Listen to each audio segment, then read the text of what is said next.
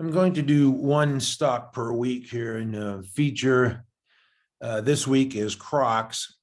Tesla, Nvidia are the obvious ones, or team, but I'm going to select CROX here, retail stock, as we head towards the holidays. Should do well, and it has done well.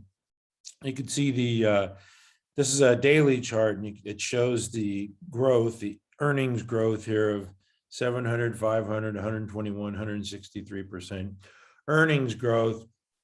Sales growth has been strong as well, but it gapped up here last year in October and about $45. That was my initial buy, actually.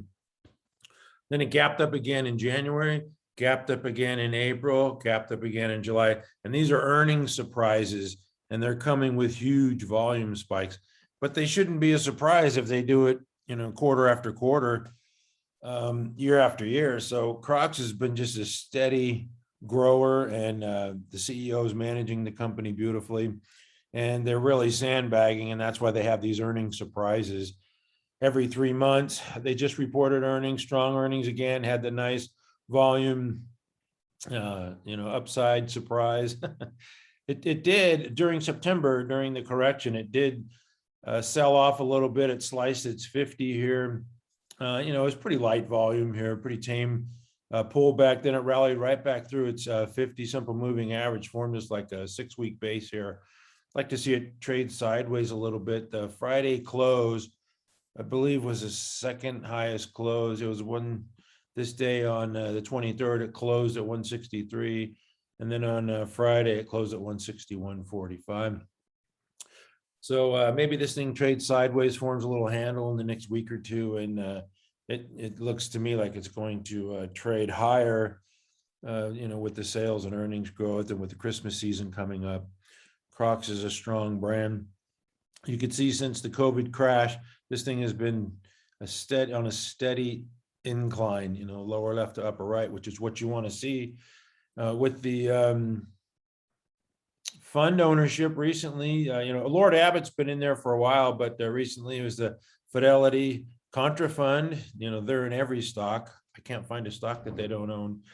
But anyway, you could see the fund increase, every quarter, 603, 650, 700, and that should continue to climb. 700 is not that many for what is this? It's a 9 billion market cap on CROX. It's got room to grow. The company did say that they're going to have 5 billion in revenue by 2026, but I think they're going to beat that target by a few years.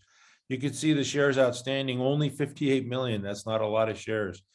The return on equity here is 104%. Cash flow, $3.77. Up down volume 1.6.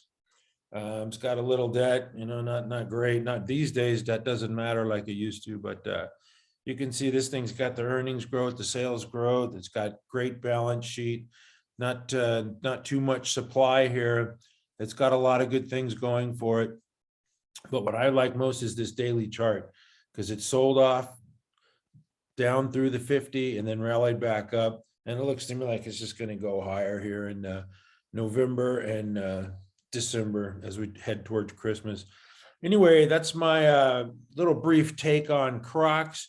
Mr. Webby, Mike Webster calls me Mr. CROX, not because I like the shoes, which I do, but because it was my worst trade ever. That's our little secret. I think he has a story to tell too. But anyway, you can see here, these estimates went up. Now they're expected to earn $9 next year. I mean, $9 for a stock growing at earnings at 160%. I mean, the multiple on that is what, less than 20. I mean, CROX has room to grow, and I think it's gonna take off here and continue to climb, just lower left to upper right. And it's a stock to own, and I think it's actually actionable right here, right at this 163 level. Anyway, that's my story on CROX. We never give up.